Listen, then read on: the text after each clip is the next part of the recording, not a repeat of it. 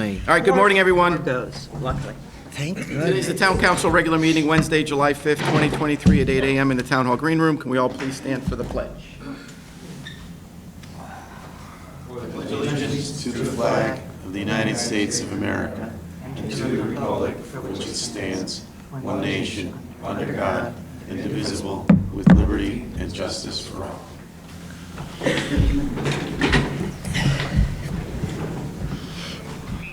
Okay, item number 2. Apparently, there are no visitors to be recognized. Hi, Eric. There you are. Showing up, Eric.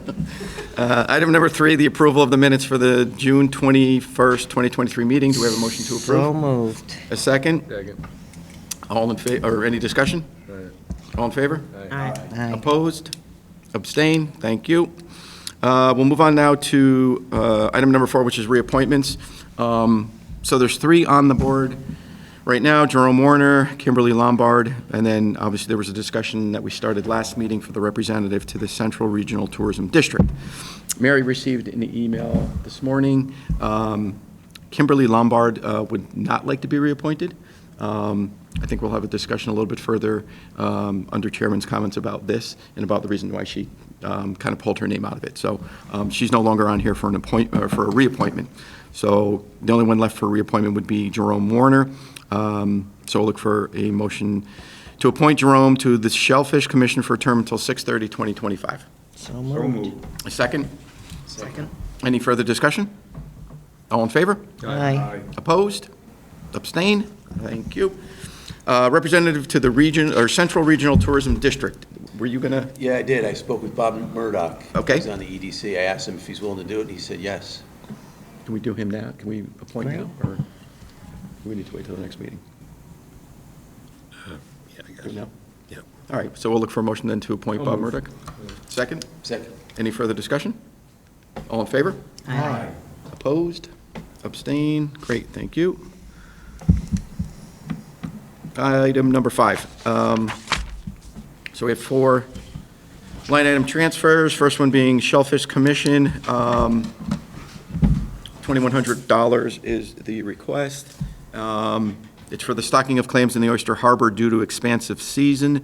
So basically, they've allowed to expand the season in which they allowed this to happen, so obviously there's more expenses associated.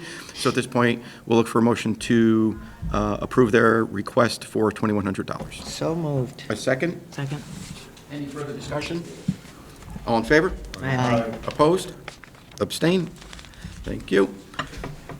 Park and Recs Commission, repairs and maintenance, $2767.97, unexpected expenditures. Do you know what this is? Just general maintenance? Is that what it is? Correct. It's additional expense associated with maintenance and repair of equipment. Okay. So, Just curious, why do we have separate items? There's the for maintenance and repair. repairs and maintenance? Not the general maintenance? Could they be merged together? That's the granularity of how they chose to put their budget together historically. Very granular. Okay. So we'll look for a motion to approve. So moved. A second? All right. Any further discussion? All in favor? Aye. Opposed? Abstain? Thank you. Next up is Police Commission, cover overage and testing costs incurred in recruitment. So they're looking for an increase in recruitment costs for $32,6471, and that will come from training. Motion to approve? So moved. Second? Second. Further discussion? All in favor? Aye. Opposed? Abstain? Thank you. And lastly, Chamber of Commerce for Summerfest. So the town manager request, and it's for the fireworks. Obviously, we can see this year it's up to $10,000. They had contacted Carl about having increases in costs associated with the fireworks. So this year they've requested a $10,000 request for $10,000 for the fireworks this year. So look for a motion to approve. Motion. Second? Second. Any further discussion? All in favor? Aye. Aye. Opposed? Abstain? Thank you very much. Okay, Chairman's report. Okay, so don't forget, tomorrow night we have the meeting for ARPA, hopefully the last meeting for ARPA. That would be nice. So 6 o'clock tomorrow, we'll hold that meeting to kind of hopefully finalize everything else and move it to a town meeting. Is that in this room? No, Rose? Okay, thank you. And Mary, could you remind me, or someone remind me, please, is this a public vote to move ARPA forward? It's a workshop. Workshop. It's just your discussion. Just our discussion? Correct. So no And vote, then that to- had to be canceled? No, so this workshop is going to cover us talking about, obviously, public hearing, we got feedback that the whole. Got it. So our discussion is going to be wrapped around, apparently, if we can find another location for pickleball courts within the town, and what Okay. the cost associated with that is. Or perhaps Because a we don't have. basketball court location. Or just, right, the conversation would be, that's what looks like, based upon public hearing, what we'll be talking about. And then hopefully finalize that, come to, a conclusion on that, and then move it to a public, or to a town meeting at some point soon. What's the notice for a town meeting? 2 weeks? 2 weeks? 2 weeks. Yeah, It's a little less, it's public hearing. okay. So hopefully if we all can come to a consensus, we can move forward with that meeting. Has there been another spot perhaps found? We're going to talk about all that tomorrow, yep. Okay. I think there's other things that we can discuss. Okay. All right. So that's that, and then I just want to talk quickly about, so Kimberly Lombard actually pulled her name out of it because she felt uncomfortable with the Zoom meetings. And so I've been kind of contacted by a couple people as well, where planning and zoning, inland wetlands, they're still continuing Zoom meetings. They're not hybrids, they're full Zoom meetings. And obviously, as we know, they are their own elected board, and they can choose to do what they would like to do with their meetings. My suggestion, and I just wanted feedback from the council, was that, maybe we make a recommendation or suggestion that they follow, maybe kind of what we've done, which is, no longer Zoom meetings, come back into a public forum and let people come in and have meetings, at a table where people can see, see people in person. A little bit informal now with the Zoom, and I think we're beyond that now, and I think we need to have a discussion about that. So, obviously, we can't tell them what to do, but, here we are as a town council, and we're back in full in-person meetings, and I think maybe we can bring forth a suggestion that maybe you can start doing that as well, because I think it would be better overall for everybody to be in a room and have an open discussion within the room. I've jumped on some of the Zoom meetings for planning and zoning. They're a little hectic, and they're a little, sometimes you just have people talking and chairmans, it's becoming an issue. And I did have a couple applicants call me and suggest or ask why that's still happening, because they felt uncomfortable. P&Z also has visitors, and it's not fair for them to have a Zoom. It's hard. So that's, obviously we can't tell them to do that, but we can maybe hopefully make a What suggestion. does the charter say in regards to meetings? Anything? Does it As it touch relates in to this Zoom? at all? The charter does not touch on Zoom Okay. meetings. Zoom meetings were I allowed didn't during exist. COVID. Right. So it's allowed now as a meeting per state statute. So What about the state statutes? That, statutes do allow Zoom meetings. That was They still allow them. correct. So that was originally by executive order of the governor. Then the General Assembly passed a bill which allows Zoom meetings to continue as a way of allowing the public to participate in a meeting. I think we all know the impact that it has to have to look someone right in the eyes when you're talking about a request of theirs, whether it's a budget or an appointment or anything else. And for an applicant to go through planning and zoning or inland wetlands, and does ZBA still meet by Zoom? Yep. Okay. For them not to be able to make eye contact with the members and perhaps feel like they're being heard and seen is a real disservice to the people that are our applicants.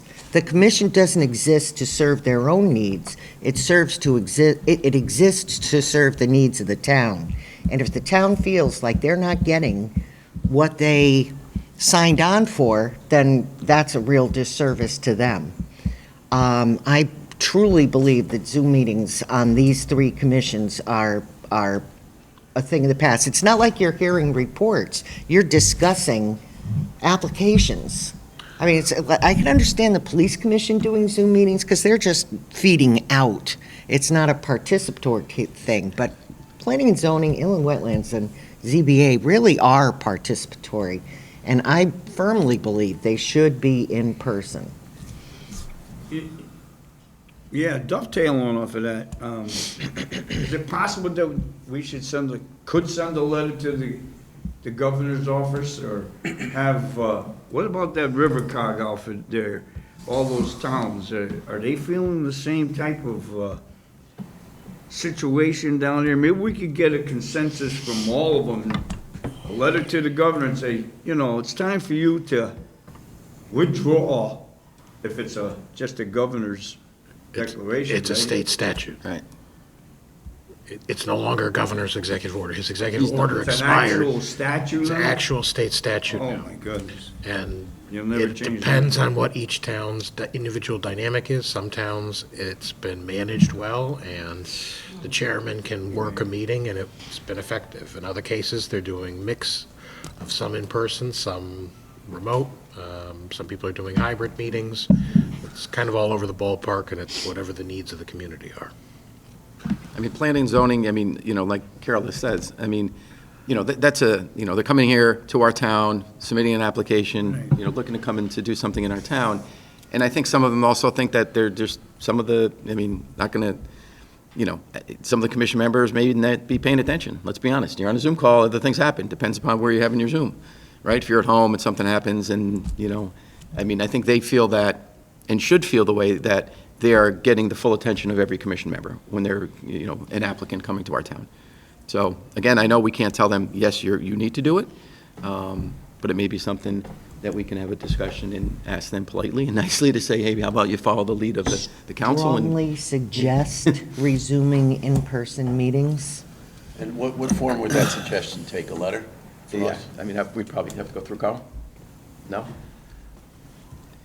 I can send an email if you want. Well, I mean, right, I mean, I don't think anybody on the council should be sending that email, that's just, you know. No. I think- No. And I will send it. So, you're our leader. But could we use the words choosing our strongly leader. suggest? If it's a consensus here that they feel that, That the that, town council, Unanimous consensus. Yeah, it's unanimous. that the town council recommends a letter be sent to all three. I just think, Whoever it is, I don't know how many there are, but they should all, It's just the land Try to use, get on land use board. office. Yeah, I agree. I mean, I think they might just need a little nudge in that direction. They probably are on the verge of They get doing it comfortable. anyway. Yeah.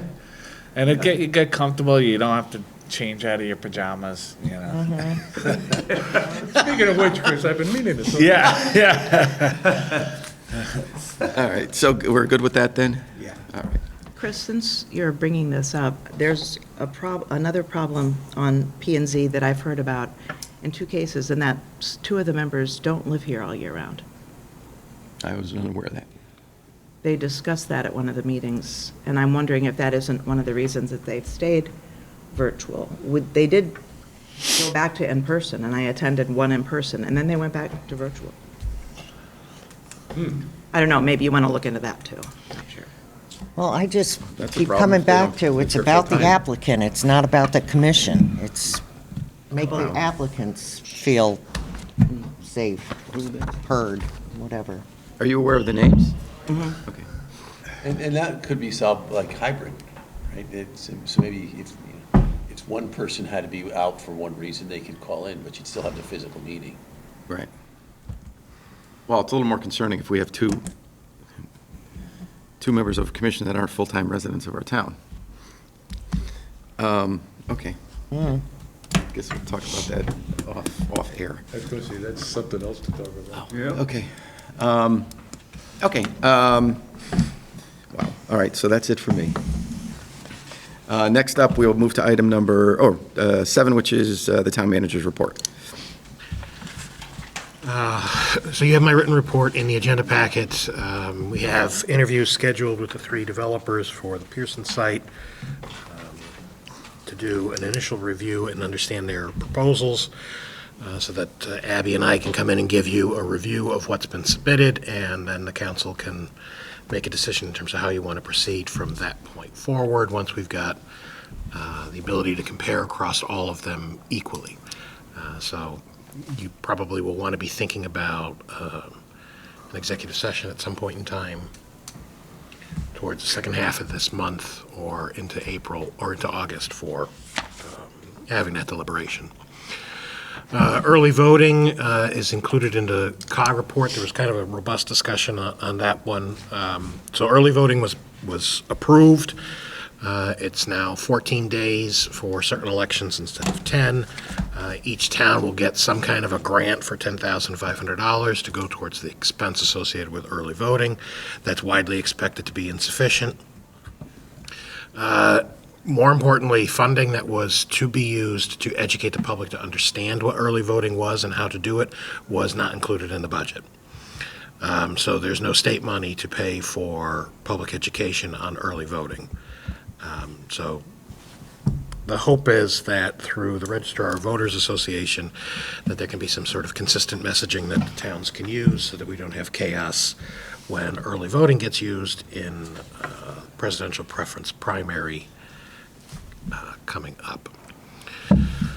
Not unless the state magically finds money that it didn't have before. The COG received additional monies through the state for regional projects, and there'd be a discussion amongst the membership in terms of what those projects will start to look like. Hiring, we're still in process for the Director of Human Services. We're out on the street a second time using an online platform instead of professional associations to see if we can find another candidate of interest. Police negotiations remain ongoing, and we'll have something for you at your next night meeting for an initial discussion on the downtown, which again should be followed by a workshop where there's a little bit more in-depth discussion. So that's two additional meetings that we'll be looking for at some point in time. Thank you. Questions? No? Good? May I ask, Carl, are the three candidates that you're interviewing, obviously they're strong, if you're interviewing all three of them? We're interviewing all three of them because we want to understand more and then be able to give you guys the best information possible.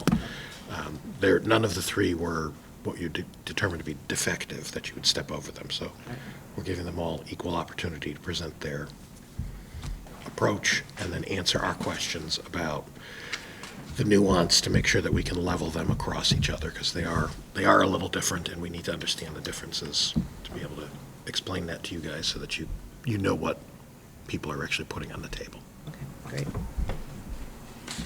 Anyone Do else? you feel comfortable that 10,005 is going to be enough to cover what is needed for the early voting? It's widely expected that it will be short. So CCM, the Connecticut Conference of Municipalities, has advised all towns to track what your costs are going to be so that can go back to the General Assembly in very short order after the presidential preference primary, that you can articulate what the actual expense is. Yeah, this is for this year's budget, and it's in April. We're not even talking about next November. Correct. So, it's just a one and done. So, yes, early voting was approved, but it's going to be anticipating that it'll be an increase to the Registrar of Voters line item on an ongoing basis to pay for the cost associated with early voting. Be interesting to see how much it actually is going to cost, and what if the town budget doesn't want to pay for it? You don't have a It's choice. a statute, we have to pay for it. Correct. Interesting. There's going to be, the costs are going to be excessive. Yes, it is. Well, you talk to June, just having the people there for how many hours a day? Oh, she called me. She called me. The main elections, each type of election has a different standard for what is the early voting component to it, which is why the public education was kind of important, because it's only 14 days for certain elections. It's not for every election. Right. So there is going to be a need to educate the public to understand what early voting means for how they do it, let alone what we have to manage on our side, which is the expense, the staffing, and the like, in order to provide the opportunity. Carl, just a quick question about Human Services Director. Are we competitive with other towns with the salary we're offering? Is that a problem, or? I think it's a challenge finding candidates interested in the work. Okay. Anybody else? Okay, move on to item number 8, council discussion. Do we have anything we would like to discuss? You're not going to like this, but I keep looking at that letter from Marion Martinez about the property on Commerce. Commerce Street and what goes on next to her and what her complaints are. And I'm not talking about that because that's not our purview. That's land use, that's building, that's a civil matter. It's blight, maybe, not maybe. But what I keep coming back to is in her letter, she said she called Abby Pearsall, and Abby said that she is not Kathy King's supervisor. That's wrong. That's straight up wrong. Thank you. That is a factual error. Thank Abby you. has advised her that she is her supervisor, and Abby's preparing a letter which will go back to her to underline that Back point. to who? Ms. Martinez. Oh, okay. That she will receive a letter saying that Abby is in fact her supervisor. However, where there is no zoning violation, she is not going to order her subordinate to come up with a zoning violation. Does she think it's, oh, okay, all right, so She is her, not going to order Kathy to pursue something when it's not a zoning violation. okay, And I believe that is what was asked for. okay, all right, well, that was my point, is Abby supervisor or not? So you have answered my question, thank you. Anyone else? Nothing? Good. All right. Item number 9, Town Council Committee Liaison Reports. Anyone have anything to report? Police commission was short because they canceled. That makes it short. They canceled their July one, Okay. and they'll be back in August. Anyone else? Don't have anything. Nope. Boy, you people really want to get out of here early today. This is like a No record. kidding. 22 minutes. That's a record. All right, hearing none, we'll look for a motion to adjourn. So moved. Second? Second. All in favor? Aye. Opposed, Aye. abstained? Thank you. See you all tomorrow night, 6 o'clock, Okay. Thank you, thank you. to talk